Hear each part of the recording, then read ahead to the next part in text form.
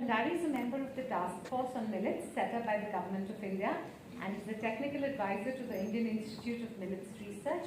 He's here to talk to us. Thank you so very much. So tall, strong and sturdy, and now we have a generation that is small, thin and stunted. With stunted children we'll have stunted economies. Cognitively also they will be fall in there, because it is a symbol of unity. 69 countries grow millets, and therefore it is a unifying factor. The planet, they not only consume less water but also sequester carbon in the soil and absorb water from the atmosphere. In Africa, BP is before present, so you have the origin as long back as 5,000, 6,000 years ago. So they are called by different names, and these are heritage crops. And in India also, if you see that they are different millets grown. We find that barnyard was in Japan, the origin. Proso millet was in China. Kodo was in India. Foxtail in China, and some in South India. So you have a whole range of distribution. So the major millets are whole grains. You don't have to dehull them. Whereas for the minor millets, they have a strong husk, so there is need for dehulling, and because the outer portion is not edible, and therefore some of them, for you to see pearl millet, the bran, that is the outer portion, has the phytonutrients and the fiber, which is, to me, the most important thing that millets have. You saw the colors of millet. Those are colors of health. These, if they are removed along with the bran, then you would not have the nutritional property of millets. So you have to be careful in the way it is processed. IIMR, the director Tara Satyavati is here. They have all these technologies where they can make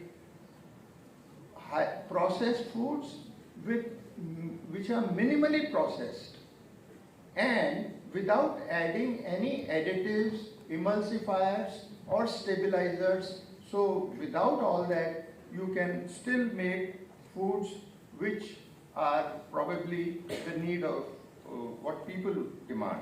And these are certain other, so are a repository of nutri-cereals. And another thing is that all millets are unique,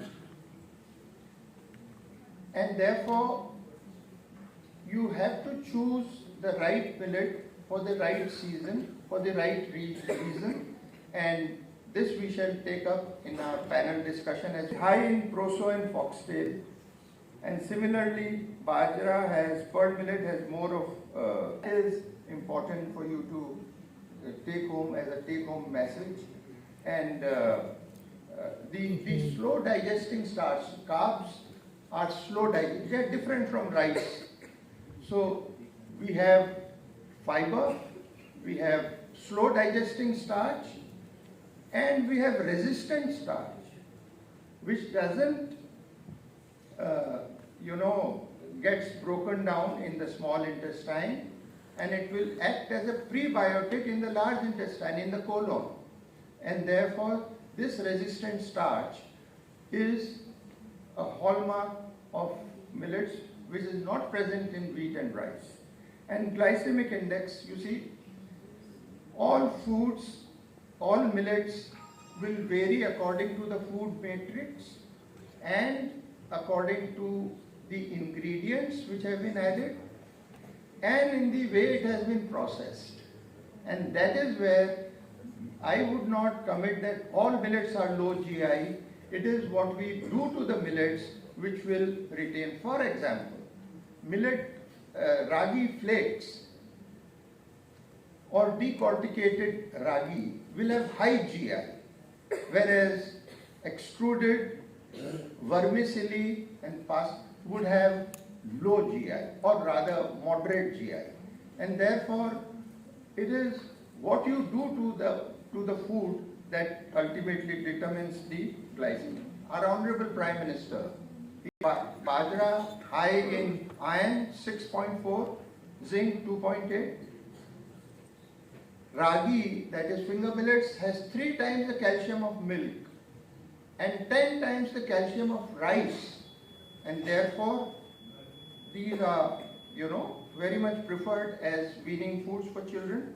And this is where every millet has a certain dietary component which is useful, and this is the health benefits of millets that we have a study, a systematic review and meta-analysis, which you can all take a read. And to conclude, we have to take a pledge, and that millets are smart foods. They have these immune nutrients, and all these nutrients work as a team. They don't work, for example, an antioxidant, vitamin C, will give 1 or 2 vitamin E, and then it becomes a free radical.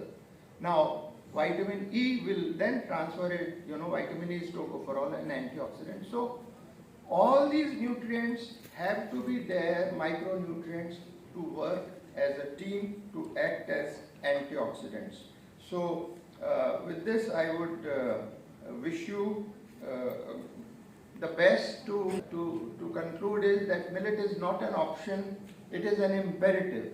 You have to diversify your diet, and this is what the National Institute of Nutrition says, that 30% of your cereal intake should come from millets. That is, if an average consumption, in words of Khadarwali, he says, don't say consumption, he says eat millets. So 30%, which means about 80 to 90 grams per day, should be from millets. With this, I thank you for your patience.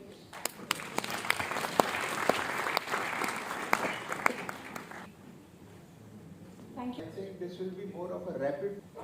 So let me begin with, first of all, I welcome you all, panelists, and I think the learnings that you will share today will give a big impetus and a momentum for millets.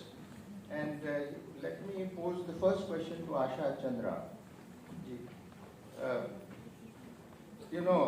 During the International Year of Millets, India has put millets on the global stage.